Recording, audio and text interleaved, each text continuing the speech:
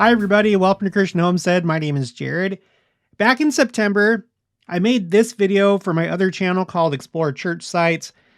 This is a church site not far from the far west temple site. This is a hill called the Eminence. It's where Joseph Smith and others were arrested. In the background, you see these trees back here. This is the far west temple site.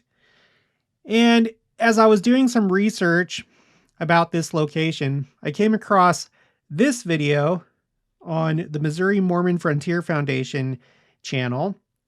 And by the way, this foundation has done an enormous amount of work in putting up historical markers and memorials and signs and plaques. It's pretty incredible. But I came across this video where this man was talking about the history of the Eminence, and he mentioned a story about the Missouri militia as they were coming in and getting ready to, take Joseph Smith and take Far West, that they saw this huge line of white horses, and the riders were wearing white, and it was pretty clear that it was some kind of like heavenly army, but the militia was really confused. And so, if you've been watching my channel, I have a spreadsheet for visions, visitations, near-death experiences, and other things like that. It's a timeline. It's this one right here. And this is my newest entry. I had to track it down. It took some digging, but I found it, and I want to read you this account. Before I do, let's look at my map that I've put together. The link for this map is in the description box below. I'm zoomed in on the far west area. So this red marker right here, this is the temple site. This is usually what people come and see, not knowing that you also have the Elder Charles C. Rich cabin just a little ways to the north. Like, it's literally probably just like a quarter of a mile. And then about a quarter of a mile to the south is where you have the Eminence. So if you come here, don't just see the temple site, see these other two locations because they're all on the same road. Okay. And so I don't know exactly where this story took place. I'm assuming that it was somewhere south of the temple site. Because the Eminence, from what I can tell, this is where the militia was, where they had their camp. And I think that they came in from the south. I could be wrong, but it seems like they came from the south. So it was probably somewhere over here. Okay, this story that I'm about to read to you. Okay, as you know, I like to go to primary sources if I can. For this, I guess the primary source would probably be this man's journal. His name is Levi Graybill. It says Elder Levi Graybill. He was an elder in the church, but he wasn't an apostle or anything like that. He had the office of elder. But I was able to find it here. This is Journal of History. Now, you may or may not know, our church has a multi-volume set called History of the Church. And it essentially was a compilation of early, journal entries and other documents that was put into a multi-volume set. It was kind of like the history of the early days of the church. Well, the RLDS Church, the Reorganized Church of Jesus Christ of Latter-day Saints, which is now known as Community of Christ, it seems that they have their version. It is called Journal of History. So I think it's pretty much the same thing as History of the Church for our church, more or less. I want to read a little bit before the actual story because this gives some context. So we're going to start right here. This is page, it doesn't say right there. It's going to be page, 104. We herewith present the testimony of Father Graybill, whom we believe to be the senior member of the church, which of course is referring to the RLDS church. If there is another who has been longer a member of the church, we would like to hear from such one and to have a sketch of life and experience, and whether older or not, we would like contributions from old members, especially those in the church in 1844 and before, from the editor. Okay, so this is the one that's telling the story before the split between, our church and our LDS. He was part of the church during the time of Joseph Smith. He says, I, Levi Graybill, now of Pottawatomie County, Iowa, my pilgrimage having been extended far beyond that of the average man, in knowing that I must soon pass away, am desirous of leaving a record, my testimony to the work of the Lord, as it has been revealed and established in these last days. I was born in Bloomfield Township, Jackson County, Ohio. It's kind of interesting.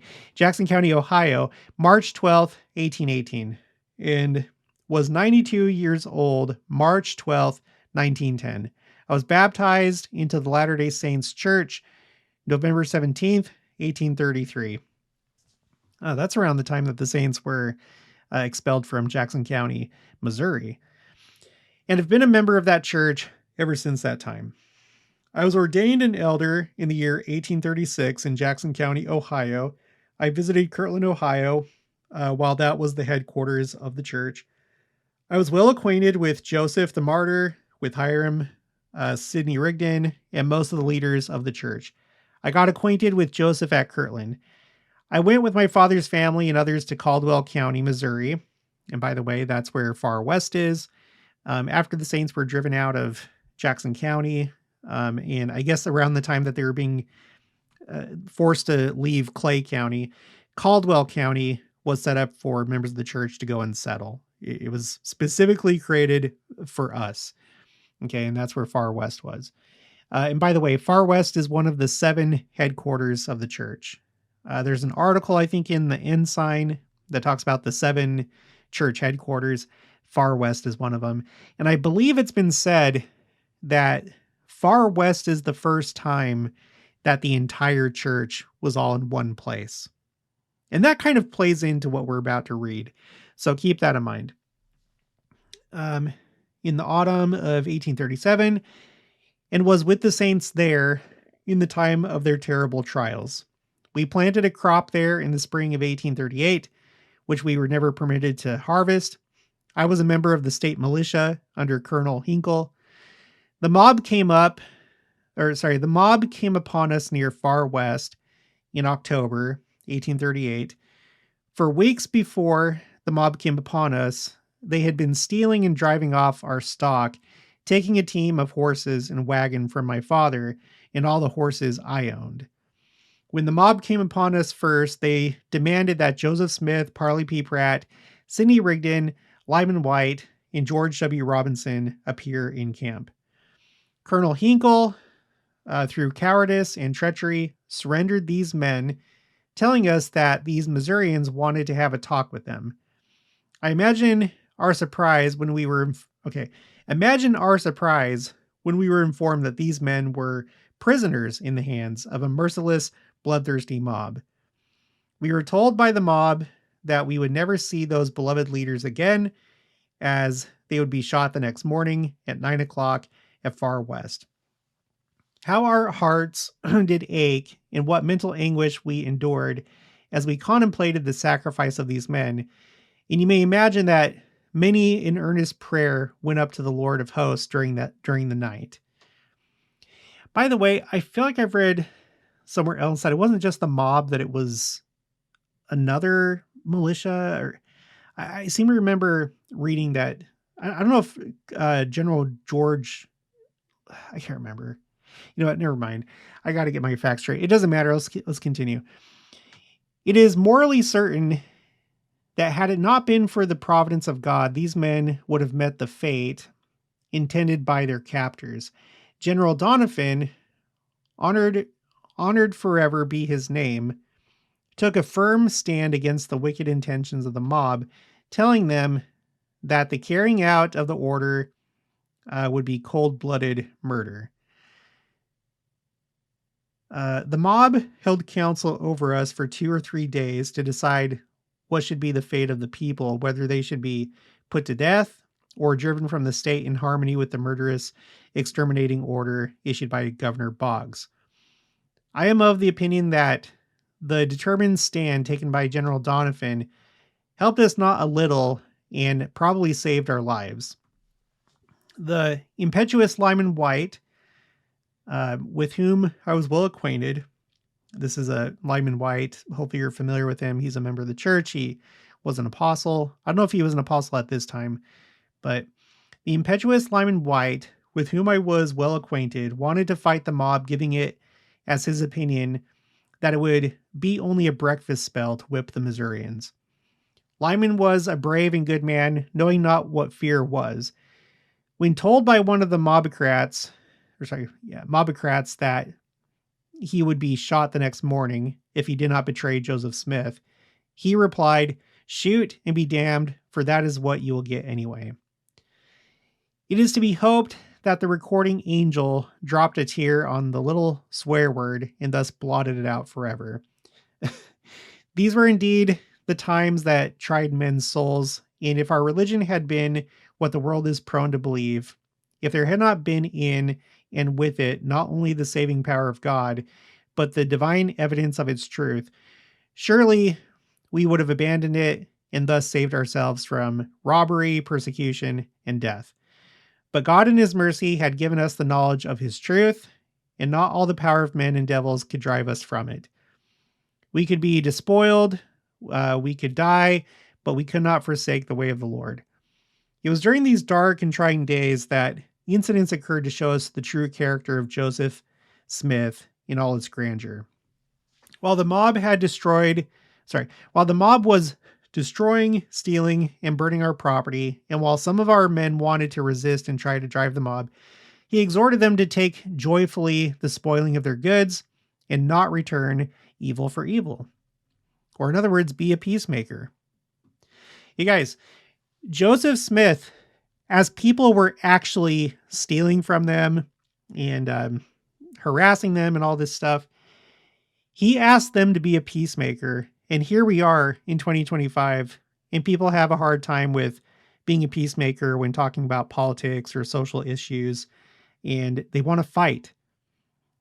It's not just President Nelson who is said to be a peacemaker. It goes all the way back to Joseph Smith, and of course, all the way back to Christ himself. So if you're having problems with the being a peacemaker, let's think about that.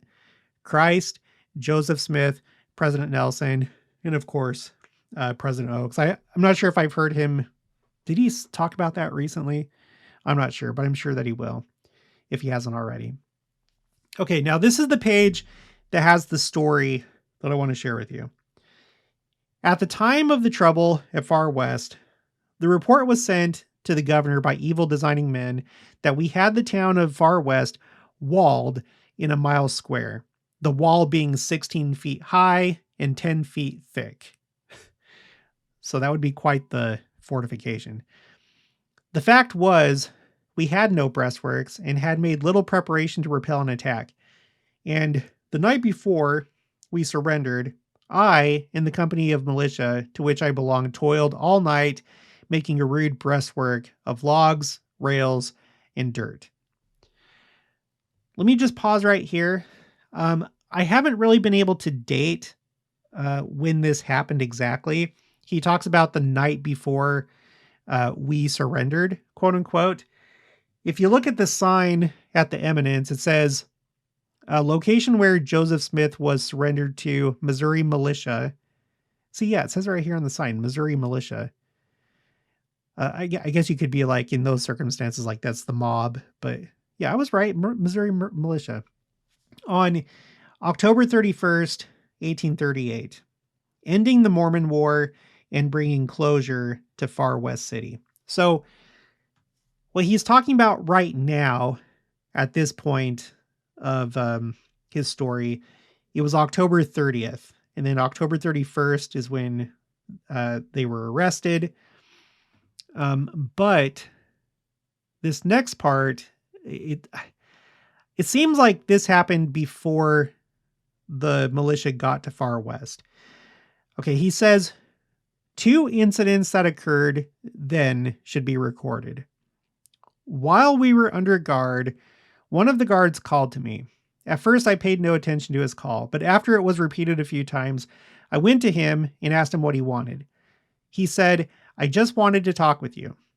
He said, you are in bad hands and we pity you. Jackson County has been settled 26 years and Caldwell County but 3 years. And this is the best improved county. We know that you could not have accomplished what you have if you had been the kind of people you are represented to be. End quote. This shows that not all the Missourians were bad, but this was an exception. They were blinded by prejudice and false reports. Okay, now here we go. This is the part right here. This man asked where that company of white horses were. I told him that I did not know of but 4 white horses that belonged to us. He said, as they were coming in, so see, I think as they were like approaching Far West before October 30th and 31st, he said, as they were coming in, they saw a company of white horses 1/2 mile long between them and Far West. Their riders were dressed in white and carried silver trumpets. Okay, now this is an interesting detail, the carrying of silver trumpets. We're going to talk about that during the last part of this video. White horses, the horsemen were dressed in white and they carried silver trumpets. Okay, he said they halted until this white-robed company went away. This man was from Jackson County. Another man by the name of Julius Beach from Ray County. And Ray County, that's where you have Richmond. That's where Oliver Cowdery and David Whitmer and Jacob Whitmer, that's where they were buried. This is also one of the places where Joseph Smith was in jail for a time. The place where he rebuked the guards is right here. Most of the time people think about Liberty Jail, but he was also jailed in Richmond. So this is down in Ray County. So a guy from Ray County, Julius Beach, told the same story, only he made the number greater, saying that it took 1/2 hour for them to pass a given point. Okay, so that is super interesting. I believe this story. I know that this man ended up, joining the RLDS church rather than following Brigham Young, but he was an early church member, and I don't know. I'm going to take note of it at the very least, but I don't really doubt this story. I do want to point out a few things. So this whole thing about silver trumpets. Let's go to Numbers chapter 10. We're going to read verses 1 through 3 and then 8 through 10.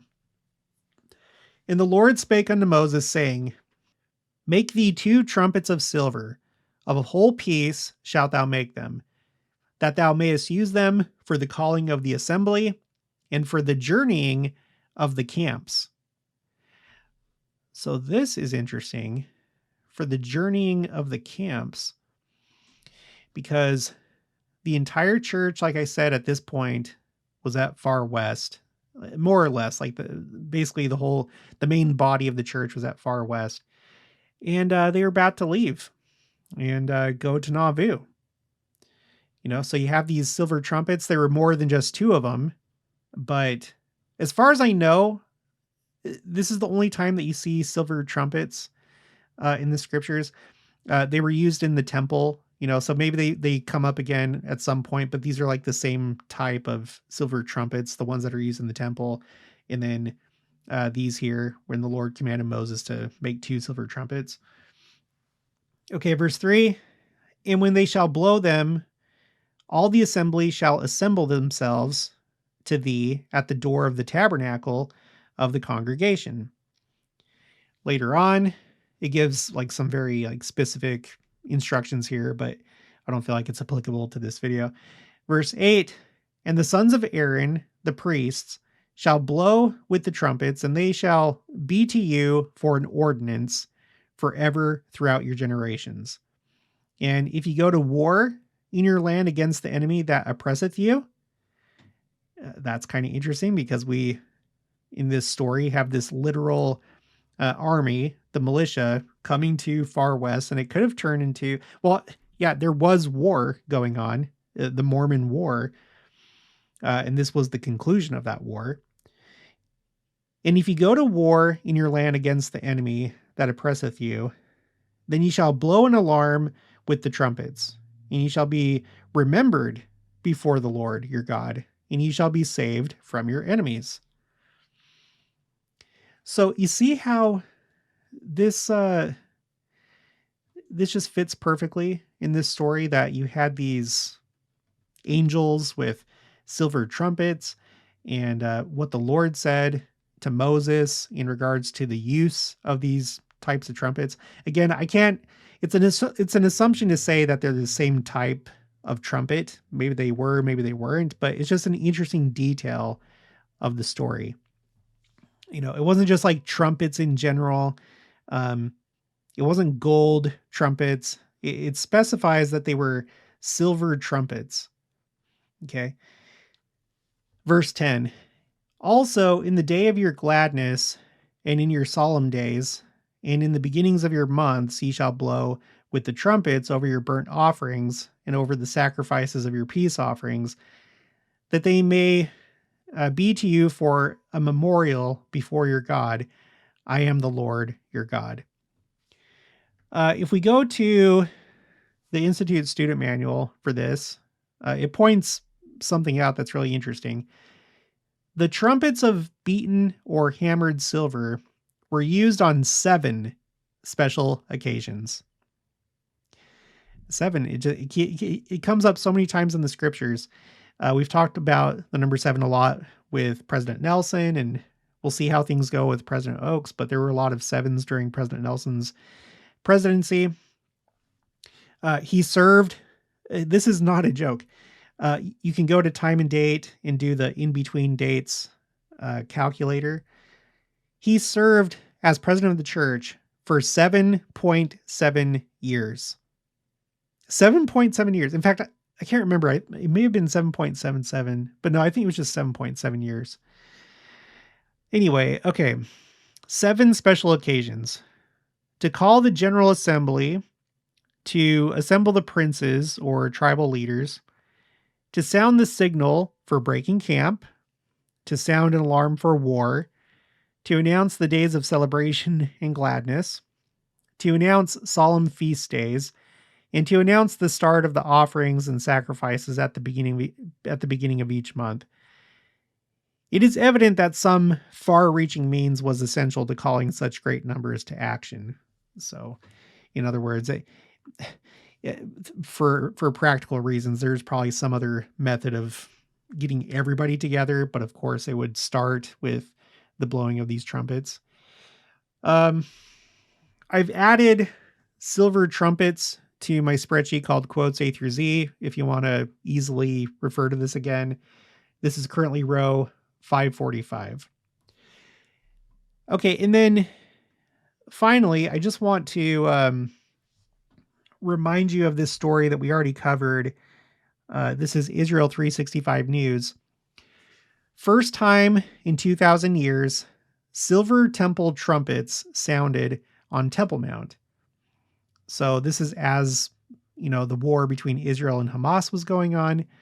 The Temple Institute, who is intent on building the third temple, they've built all the instruments and clothing and vessels for the temple. They also constructed these 2 silver trumpets, and you can see them here. It's not actually on the Temple Mount. When you read the article, it's this building that kind of juts out over the Temple Mount, but they blew the silver trumpets First time in 2,000 years, according to this article. This is by my friend Adam Eliyahu Berkowitz. I've interviewed him a number of times. He recently put out an interesting video that I might have to do a video about. He has an update on the red heifers. But yeah, I'll probably cover that in a video sometime soon. I want to read this though. This is from FFOZ.org, Messiah. The name of this article is The Silver Trumpets of War. I just want to read what it says here.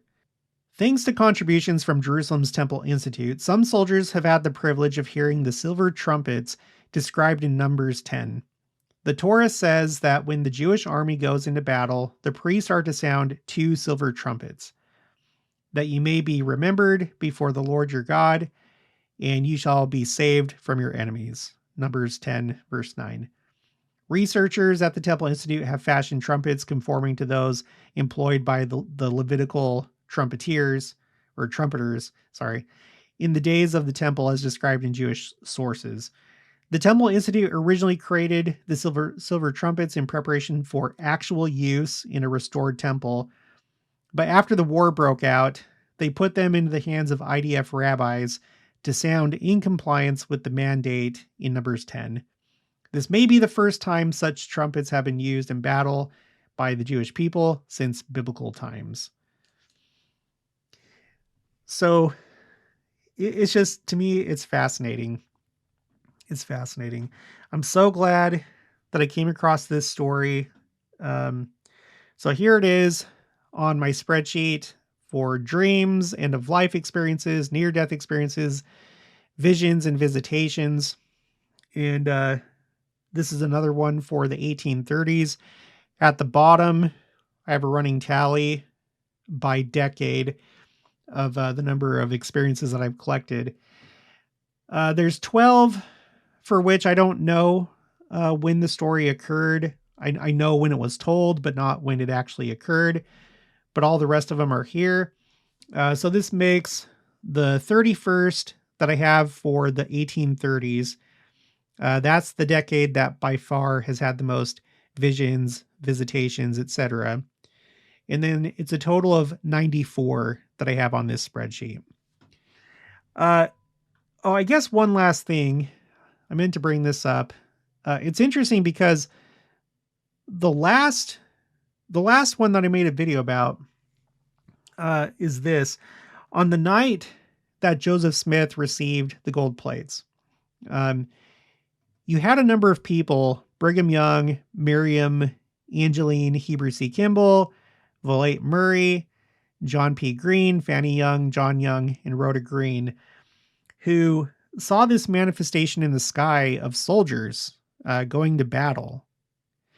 Now, in the story that we just read, I don't know, were these angels physically there? I don't know. It kind of seems like they were. Maybe it was just a vision. In this case, Brigham Young and others saw an army in the sky, and they were marching and going to battle the same way that soldiers from the Revolutionary War would march and go to battle. But it's just interesting. We have these 2 times in this dispensation where we have manifestations that resemble armies, and going to war and such. So I just I like that. I already had a couple of these accounts. I'd already done a video about this a while ago, but I found another account, and so that's why I did a new video about it. It's this one here, Stephen C. Perry. Anyway, I think that's all that I wanted to share. So I hope you enjoyed this. If you know of any other visions, visitations that I don't have on the spreadsheet, please send them my way. I'm looking for visions, visitations, and stuff that were witnessed by early church members or general authorities, especially as we get to more modern times. I'm not just collecting everybody's vision and near-death experience. It has to be something that would probably be accepted as true by the church. or related by a general authority. So if you have any, please send them my way. But that's going to be it for this one. I'll talk to you guys later.